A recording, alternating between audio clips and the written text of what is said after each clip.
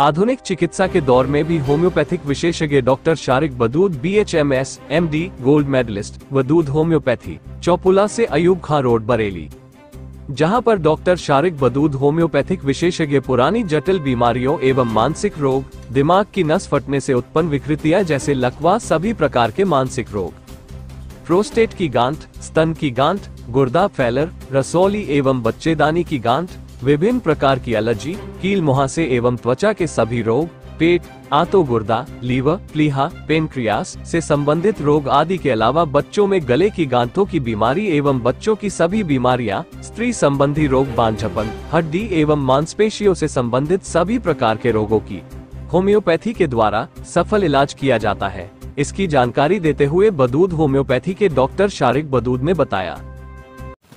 Sir, आपका परिचय जानना चाहेंगे? मेरा नाम डॉक्टर शारिक बदूद सिद्दीकी है।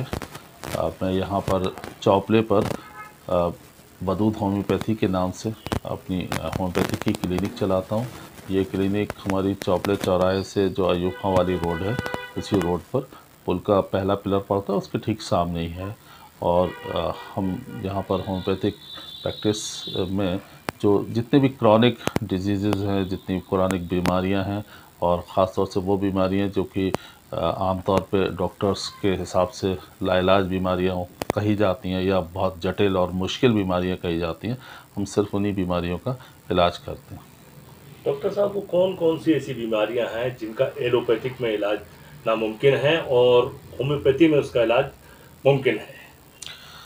देखिए, जहाँ तक नामुमकिन की बात तो नहीं है, लेकिन बीमारियाँ क्या होता है कि शुरुआत की स्टेज में तो सारी बीमारियाँ क्योरेबल होती हैं, लेकिन कभी कभी क्या होता है, मरीज़ की लापरवाही से या मरीज़ ने अच्छे से अपना इलाज नहीं करवाया या डॉक्टर्स की कई बार गलती हो जाती है, तो उसकी वजह से बीमारियों की स्टेजेस काफ़ी बढ़ जाती हैं, तो वो एक तरह से लाइलाज या बहुत ही कॉम्प्लेक्स बीमारियों में कन्वर्ट हो जाती हैं। दूसरी बात ये कि बहुत सारी ऐसी बीमारियां होती हैं जो एक ही जिस्म के अंदर कई कई बीमारियां हमारी मौजूद होती हैं, जैसे कि ओवरी में सिस्ट भी मौजूद है और एसिड पेप्टिक डिसऑर्डर भी हो रहा है, यानी कि गैस्ट्राइटिस वगैरह भी हो रही है, या और दूसरी साइकोलॉजिकल प्रॉब्लम्स भी हो रही है, तो वो सारा एक कॉम्प्लेक्स पिक्चर बन जाती है। तो उस वजह से वो एक तरह से इनक्योरेबल डिजीज़ की कैटेगरी में उस मरीज़ को डाल दिया जाता है। तो हम ज़्यादातर यहाँ पर जो जितनी भी बहुत ही मुश्किल और जटिल और जो बहुत सारा दिनों से लोग बीमार हैं और नहीं ठीक हो पा रहे हैं, हम उन्हीं का इलाज करते हैं।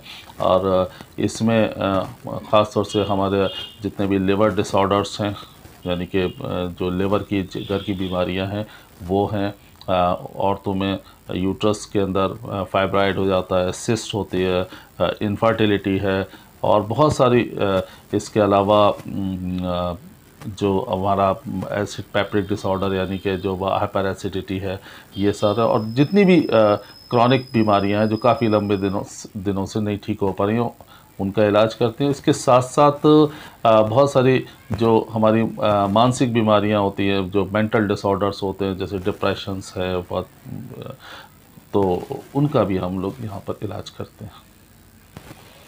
डॉक्टर साहब, जैसे कि आज के दौर में हर 10वां आदमी किडनी में स्टोन का शिकार है, और महिलाओं में ख़ास तौर से जो है पित्त में स्टोन की शिकायत पाई जा रही है। आपके होम्योपैथी में किस तरीके से इसका इलाज है? देखिए, पहले तो मैं गॉल ब्लैडर स्टोन यानी पित्त की पथरी की जैसी आपने बात कही, तो गॉल ब्लैडर का स्टोन तो दवाइयों से नहीं निकलता है। अगर कोई ये होम्योपैथिक डॉक्टर ये कहते हैं कि सब गॉल ब्लैडर का स्टोन निकल जाता है, तो ये मेरे ख्याल से ये कुछ कहना गलत ही होगा।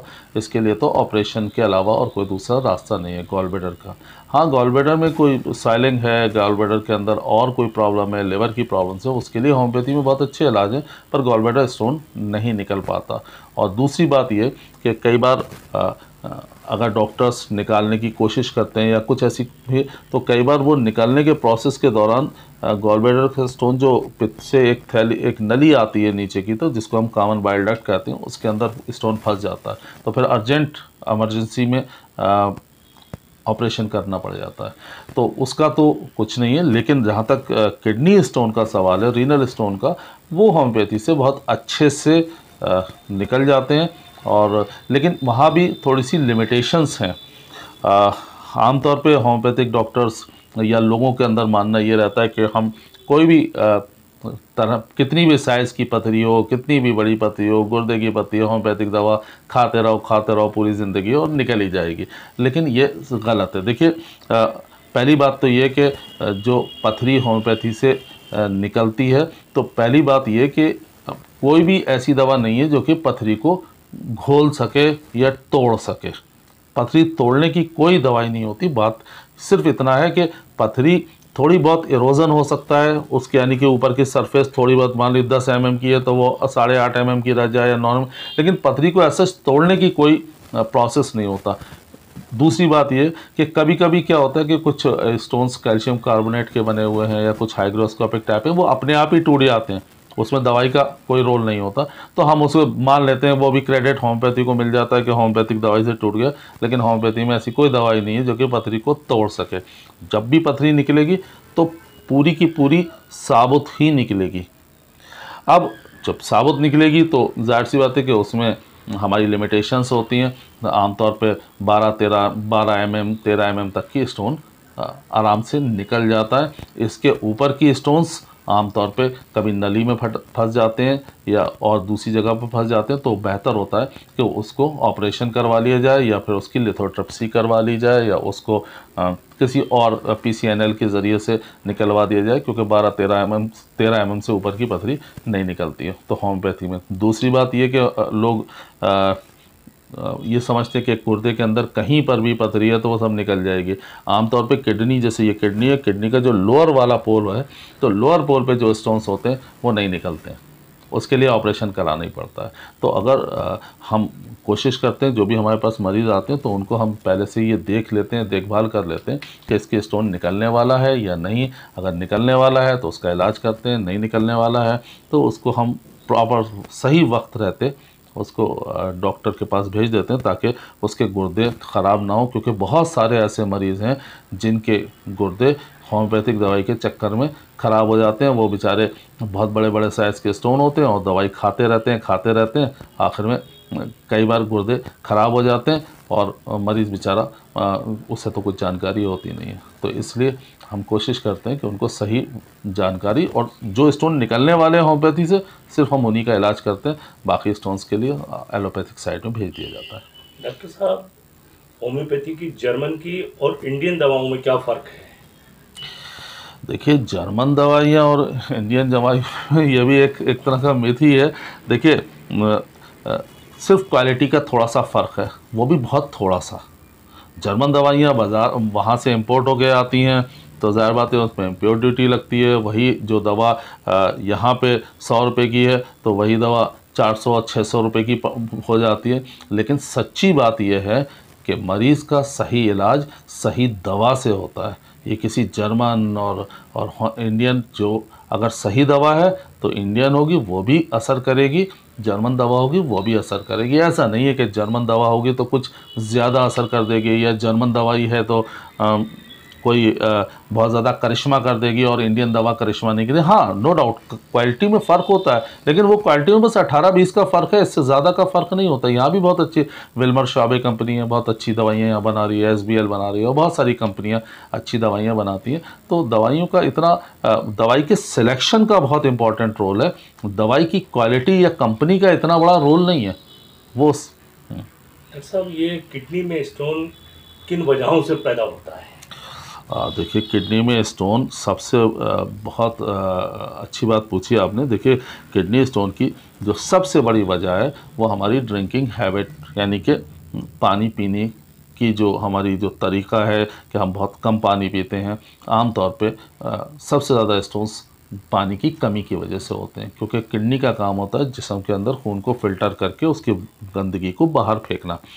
अब जब जिस्म के अंदर पानी ही कम होता है बॉडी में, तो जो फ़िल्ट्रेशन होता है, तो फ़िल्ट्रेशन के दौरान बहुत सारी गंदगी जो है किडनी के अंदर, वहीं किडनी ट्यूबुल्स में रीनल जो ट्यूब्स होती हैं उनके नेफ्रॉन्स होते हैं, उनके अंदर ही फंसी रह जाती है। फिर क्रिस्टलाइजेशन होता रहता है, एक क्रिस्टल, दूसरा, तीसरा, चौथा, वो फिर क्रिस्टल्स बढ़ते चले जाते हैं, स्टोन बन जाता है। तो अगर इंसान अपना पानी पीने की हैबिट को अच्छा रखे, बार बार पानी पिए, रिपीटेशन में पिए, मतलब ये नहीं कि एक बार में आपने 4 लीटर पानी या 1 लीटर पानी पी लिया उसके बाद 8 घंटे की छुट्टी हो गई, ये गलत तरीका है। आदमी को हर 1-1.5 घंटे के बाद कुछ ना कुछ लिक्विड लेते रहना चाहिए। तो अगर हम पानी अच्छा पिएंगे तो किडनी स्टोन होने के चांसेस कम होंगे। हाँ, तो कुछ और बीमारियां भी हैं, कई बार उनकी वजह से भी स्टोन बार बार फॉर्म होने लग जाता है, पर वो उसके लिए तो दवाई की ही ज़रूरत पड़ेगी, बगैर उसके नहीं हो सकता।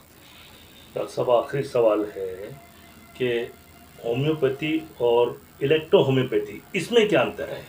भैया देखिए, इलेक्ट्रो होम्योपैथी जैसी चीज़ तो आई डोंट थिंक कोई रिकग्नाइज्ड पैथी है या इसका अपना कोई वजूद भी है। ये तो ज़बरदस्ती होम्योपैथी इसके साथ जोड़ लिया गया है, और इसका होम्योपैथी से पहली बात तो ये कि कोई लेना देना नहीं है।